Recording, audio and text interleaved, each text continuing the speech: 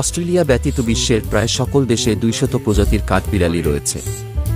পৃথিবীর সবচেয়ে ছোট প্রজাতির কাঠবিড়ালির নাম আফ্রিকান পিগমি। এরা মাথা থেকে লেজ পর্যন্ত দৈর্ঘ্যে 5 ইঞ্চি হয়ে থাকে। অন্য সকল প্রজাতির কাঠবিড়ালি আকৃতিতে বড় হয়ে থাকে।